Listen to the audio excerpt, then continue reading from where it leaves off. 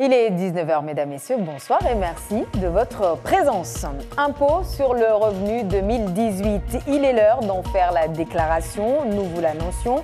Pourquoi est-ce nécessaire à l'heure du prélèvement à la source? La direction des finances publiques nous en dit plus dans un instant.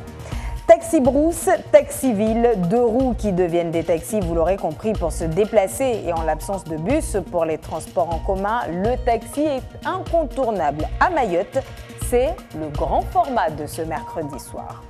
Enfin, nous verrons comment se sont déroulées les finales académiques de l'UNSS, l'Union nationale du sport scolaire, qui, pour l'occasion, s'est déployée sur 3 sites. Nous serons à Cabani et Kwale pour le tennis de table et l'athlétisme. Ça y est, c'est parti pour la campagne 2019 de déclaration d'impôt sur le revenu. Une déclaration obligatoire pour le contribuable et ce, même si le prélèvement à la source est de rigueur depuis 4 mois. Plus de précisions avec Laini Sedachim et Youssouf Ahmed Matouar. Cette année, les contribuables sont concernés par 2 choses. D'abord, la continuité des prélèvements à la source appliqués depuis janvier dernier et la déclaration des revenus 2018. Payés et déclarés au même moment, pour quelles raisons? En 2019, on paye de l'impôt sur les revenus 2019. Mais il n'empêche qu'il faut quand même déclarer ces revenus de l'année 2018, car cela va servir à mettre à jour sa situation fiscale. Les informations permettront d'actualiser les données par rapport aux derniers revenus déclarés. Depuis 2 ans, à Mayotte, il est nécessaire d'effectuer sa déclaration de revenus par Internet, comme c'est le cas en métropole. Mais sommes-nous nombreux à procéder ainsi ? On a bien progressé à Mayotte, on est à peu près à 43% de déclarations par Internet. Je ne me donne pas d'objectif puisque tout dépend de la situation des usagers, mais j'encourage fortement les usagers à déclarer par Internet. C'est sécurisé. Vous recevez immédiatement un accusé de réception indiquant l'estimation du montant de l'impôt à régler. Cela permet d'éviter le déplacement au centre des finances publiques. Mais quand on n'a ni Internet ni la possibilité de télécharger l'application sur un téléphone portable, on fait comment? Si on a déclaré l'an dernier, on va continuer à recevoir sa déclaration par voie postale. Et puis si on n'a pas sa déclaration par voie postale, on peut télécharger l'imprimé de déclaration sur impôt.gouv.fr. Il n'y aura donc pas de double impôt à payer en 2019 pour les contribuables, sauf si vous percevez un revenu exceptionnel au cours de l'année. Il faudra alors le déclarer. Un réajustement vous sera appliqué à compter de septembre prochain. Des conflits intervillageois qui se règlent en milieu scolaire. Voilà ce qui se passe depuis quelques semaines au collège de Dembéni. Ce matin encore, des heurts ont éclaté sur place, faisant un blessé parmi les enseignants qui envisagent de suspendre les cours demain. Anastasia Laguera, Assad Dirazavitse. Comme à chaque fois, depuis quelques temps au collège de Dembéni, les forces de l'ordre arrivent trop tard. Il est 10 h, mais dès 7 h ce matin à l'arrivée des bus, une bagarre éclate entre bandes rivales. Un professeur voulant s'interposer reçoit un coup de ceinture au visage. Hier, c'est un membre des équipes mobiles de sécurité qui a été blessé. Les collégiens vivent au rythme des violences depuis quelques semaines. Il y a des gens qui battent tout le temps les Ilonnes, les Dembéni, les Tsarano. Et toi, t'as peur de venir à l'école maintenant? Oui. Parce qu'il y a des gens qui battent tout le temps.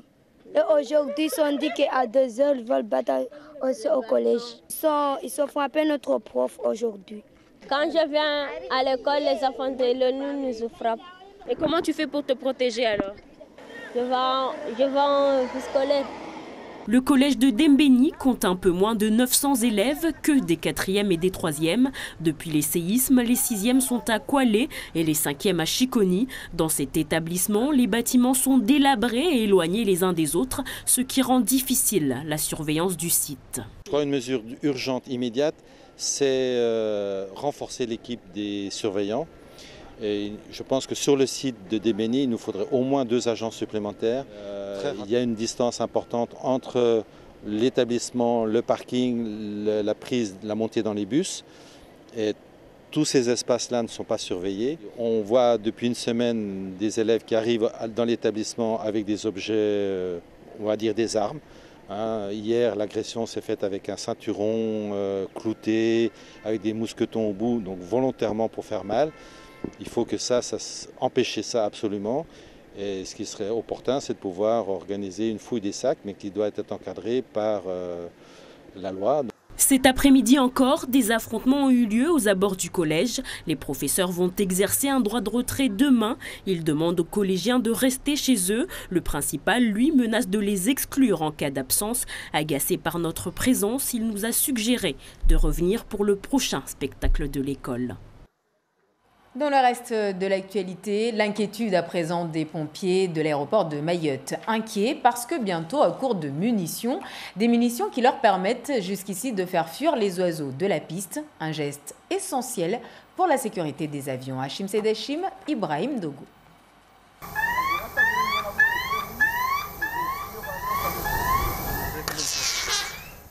Les pompiers de l'aéroport interviennent à chaque mouvement d'avion commercial de plus de 12 mètres. Leur mission, effaroucher les oiseaux se trouvant sur la piste à chaque décollage et atterrissage des avions.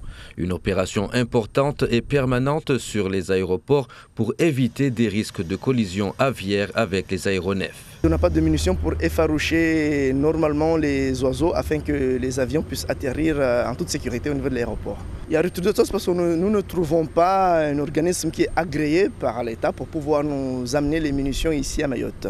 Aujourd'hui, les pompiers tirent la sonnette d'alarme sur le risque accru de rupture de stock des munitions et demandent l'intervention de l'autorité préfectorale pour éviter toute crise. La commande, c'est nous en tant que CCLIA, le service de lutte contre l'incendie d'aéronefs à Mayotte, qui s'en occupe, mais nous ne trouvons pas l'organisme pour pouvoir les amener, les acheminer à Mayotte. Or, il y a des réglementations à suivre et à respecter. Nous, aujourd'hui, on demande à la préfecture de nous faire une autorisation, soit qui soit amenée par soit le Transal ou autre chose, que nous puissions avoir les munitions rapidement. Les munitions restantes ne finiront pas le mois en cours.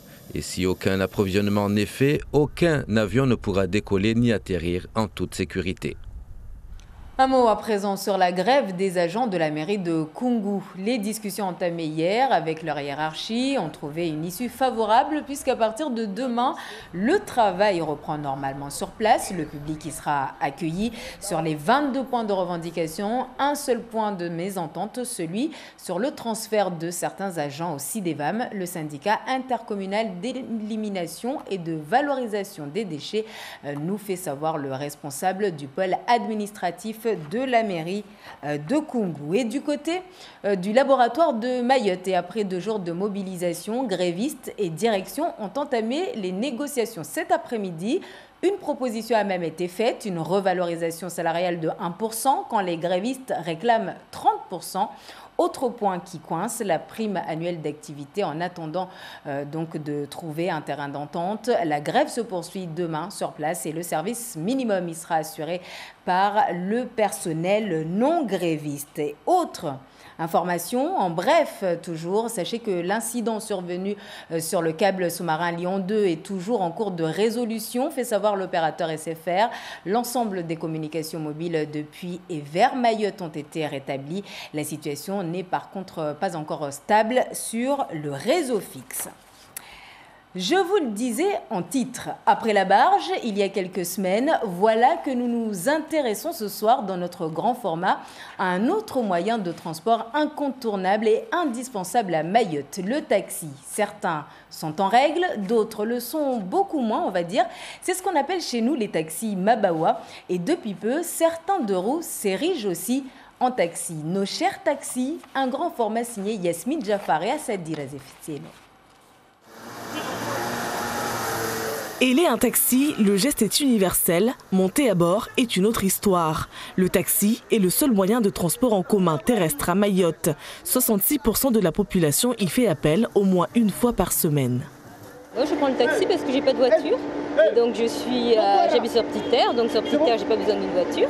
Mais là, je suis en formation à Ouangani et j'ai besoin d'aller à Ouangani, donc j'attends le taxi. Ils sont populaires et uniques à bien des aspects. Le taxi maoré est collectif. Il transporte plusieurs passagers dont les destinations sont plus ou moins proches. Il y a les taxis urbains. Ils circulent principalement à Mamoudzou, le chef-lieu, et les taxis interurbains, appelés communément taxi-brousse, qui desservent les zones rurales.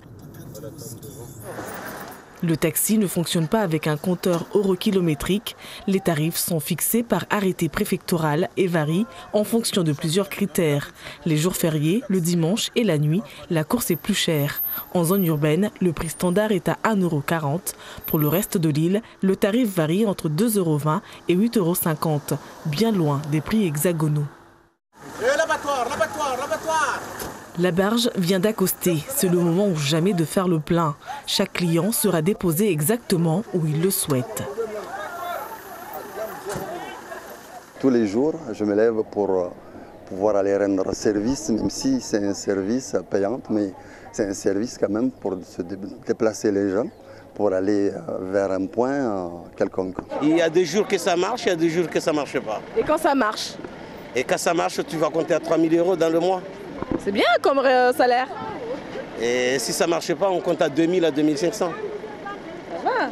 Mais il y a des impôts à payer, il y a des trucs à payer, tout ça à gauche à droite. Taxi, c'est pas cher. La profession possède des avantages et de nombreuses spécificités. La scène est récurrente, dangereuse et agaçante pour les autres automobilistes, mais ces arrêts brutaux auraient une explication. Il n'y a pas un endroit pour prendre les passagers. C'est un autre problème. Là où on s'arrête, on nous verbalise. Depuis Kahani jusqu'à Chikouni, il n'y a pas un endroit pour prendre nos passagers. Dès qu'on s'arrête, les flics sont derrière, prennent nos numéros, et puis le PV vient après avec des retraits de points. Moi-même, on m'a déjà enlevé 6 points. À l'unanimité, les taximens que nous avons rencontrés estiment que la profession souffre de plusieurs maux. Nous qui allons dans le nord, on n'a pas d'arrêt spécifique pour récupérer nos passagers. En plus, les mototaxis s'arrêtent de façon anarchique. Il faut faire preuve de beaucoup de lucidité, parce que par moments, on tombe sur des clients qui nous parlent mal. Et là, tu dois vraiment essayer de garder ton calme. Aux heures creuses comme aux heures de pointe, les routes sont saturées. Circuler devient infernal. Il faut donc de la patience, beaucoup de patience, que la plupart des taximens n'ont pas. Certaines destinations sont sacrifiées. Les embouteillages, ça commence à 15 h. Si on commence depuis 15 h pour aller à Passamenti jusqu'à 17 h, on va faire combien de tours? On va faire 2 tours. Alors donc, des fois, oui, c'est vrai, on refuse d'aller à Passamenti. Ouais, je comprends bien les passagers qui prennent les taxis Mabawa. Que sont donc ces taxis Mabawa? Il s'agit de ces véhicules banalisés. On les reconnaît au A de l'apprenti conducteur et ils klaxonnent pour faire savoir aux usagers qu'ils sont prêts à les emmener. Ces taxis clandestins profitent du marché abandonné par les taxis officiels. Les taxis Mabawa, une alternative très sollicitée, de jour comme de nuit. Les taximans n'ont pas fait les taxis normales. C'est les taxis Mabawa qui a fait tout le temps. Donc vous êtes en train de dire que vous préférez prendre les taxis Mabawa, les taxis clandestins? Oui, c'est les taxis normaux parce que les taxis normaux n'ont pas fait le travail. Durant notre tournage, nous assistons à cette scène inédite. Après avoir fini son service de transporteur scolaire, le chauffeur se propose d'emmener les personnes en galère de taxi. À partir de 15 h, il n'y a pas de taxi. Donc on est obligé de prendre soit les taxis Mabawa, soit les bus scolaires comme vous pouvez le voir là. Donc là je vous laisse parce qu'il n'y a plus de place. Le chauffeur nous dit qu'il propose ce service gratuitement, mais quand on le paye, il prend aussi.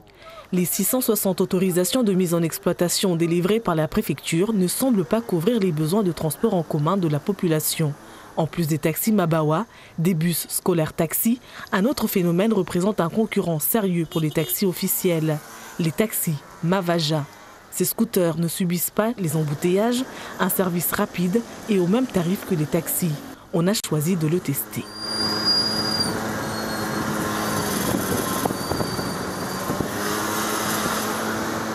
Le tour de Kaweni en 5 minutes. En voiture, il faut compter 3 quarts d'heure. Mais cela reste des moyens de déplacement illégaux traqués par les autorités. Un petit baume au cœur pour les taxis, dont la principale crainte reste le projet Caribus de la CADEMA. La communauté d'agglomération mettra en service en 2023 4 lignes de bus. Une première dans le département, mais qui ne rassure pas les artisans taxis. Cette crainte, elle est normale. C'est-à-dire qu'aujourd'hui, il y a un projet ambitieux qui ne remet pas en cause l'organisation ou la présence des taxis, mais qui va nécessiter une autre façon de concevoir ou de voir la mobilité dans le Grand Mamoudzou. Mais je pense que c'est parce qu'il y a eu beaucoup de laxisme également dans leur organisation qu'ils s'interrogent aujourd'hui par rapport à leur capacité à s'organiser. Selon un sondage réalisé en décembre 2018, 90% des sondés sont favorables à la mise en place du transport en commun interurbain et 55% des usagers ne sont pas satisfaits des taxis. Ce n'est pas comme en métropole. Ici, les taximans ne s'habillent pas correctement. Pas de chemise, pas de cravate. 80% des taxis sont sales. Quand tu mets la ceinture, elle te salit tes vêtements. On les arrête, mais ils passent devant nous comme s'ils ne nous voyaient pas. Pour venir à Mamoudzou le matin, ils nous emmènent. Mais le soir, pour rentrer, ils refusent la course. Un changement de comportement est-il possible? Mystère. Seule certitude, le taxi tel qu'on le connaît aujourd'hui finira par disparaître. 2 modèles sont en discussion. Le premier consiste à passer au taxi individuel, équiper les chauffeurs d'un compteur, ce qui permettrait sans doute d'affronter les embouteillages sans être pénalisé financièrement. L'autre modèle prend en compte le contexte de vie chère à Mayotte et souhaite garder ce modèle actuel. Un taxi collectif, une véritable institution bien ancrée dans nos mœurs, fondamentale dans le quotidien de la population. Un grand format à revoir donc sur notre site et nos réseaux sociaux. Et après, le grand format, le mercredi, est consacré également au sport pour l'UNSS. Aujourd'hui avaient lieu les finales académiques sur les plateaux de Kwale, Cavani et l'Abattoir. Notre équipe a suivi les compétitions de cet après-midi avec de l'athlétisme du côté de Kwale et du tennis de table au gymnase de Cavani. Papino Zaidani, Géraldine lui. Il faut courir vite pour ces benjamins du collège, que ce soit en course haie ou en saut en longueur. Leurs performances sont aujourd'hui décisives. À la clé, le championnat de France UNSS en juin prochain dans l'Hexagone. Alors, plus que jamais, la vitesse doit être au rendez-vous. Ça s'est passé très vite, j'étais très stressée. J'avais peur de ne pas pouvoir sauter, mais j'ai réussi, je suis sortie première. Alors, et quel effet ça te fait de terminer première? Je suis très contente. Et je suis très contente. Je fais du sport au quotidien. Je suis aussi dans un club et je m'entraîne aussi avec Madame Philippig et Monsieur Gouzou pendant la pause en athlétisme. C'est important au niveau, en tant qu'athlète, comme participant, se découvrir des capacités, des compétences en saut, en lancer, en athlétisme en général. C'est important aussi pour tous nos jeunes officiels qu'on a ici. C'est-à-dire que nos compétitions, elles sont encadrées par les professeurs d'éducation physique, mais également par nos jeunes officiels qui participent comme on le voit là, qui mesurent la longueur, qui font les classements et ainsi de suite. L'arbitrage, il en est notamment question ici au gymnase de Cavani, dans le cadre du championnat académique de tennis de table Benjamin. Après les compétitions de district dans les différentes régions de l'île, aujourd'hui sont réunis les meilleurs pour les finales, sous l'œil très attentif des jeunes arbitres. Je suis jeune officiel arbitre. Ça veut dire quoi? Tu fais quoi? J'arbitre et je regarde le jeu, c'est qui a gagné ou c'est qui a perdu. Et je note dans ma feuille. Tu aimes bien faire ça? Oui, on était allé au jeune officiel à Mgombani pour savoir arbitrer des matchs de tennis de table. Alors on va former des élèves à devenir des arbitres. Donc ils ont plusieurs formations au cours de l'année, une formation district et une formation académique. Et on essaye d'en faire des super arbitres pour qu'ils soient capables d'arbitrer justement les finales académiques et éventuellement d'aller au championnat de France s'il y a des championnats de France en fonction des différentes activités. Les 3 premiers, garçons et filles, ont été récompensés à l'issue de cette journée de finalité. Rendez-vous l'année scolaire prochaine pour de nouveaux challenges. Et ce sera tout pour l'actualité de ce mercredi. N'oubliez pas ce soir qu'à la Ouaddala, à partir de 20h, Al-Dalidi et ses invités vont débattre sur la célébration des 10 ans de la départementalisation de Mayotte. Débat à suivre sur notre live Facebook. Et pour la première fois, sachez que les élus ont décidé de s'exprimer sur cette fête quelque peu gâchée, ainsi que sur le fossé qui s'installe entre eux et la population. Avant de nous quitter, je vous rappelle le lancement de la campagne 2019 pour la déclaration d'impôt sur le revenu. Déclaration obligatoire pour le contribuable. Le plus simple étant de se rendre sur le site impôt.gouv.fr. À défaut, les services fiscaux sont là pour vous renseigner. À Mayotte, vous avez en tout cas jusqu'au 4 juin pour déclarer vos impôts sur le revenu. Merci de votre attention. Darwesh Daoud dans un instant pour le journal en Moré. L'info en radio demain dès 5h. L'invité d'Andira Kotonda Vola dans Akweli à 7h15 sera Tahir Daoud, auteur de l'essai intitulé Comores tournantes et tourmentées. Excellente soirée à vous.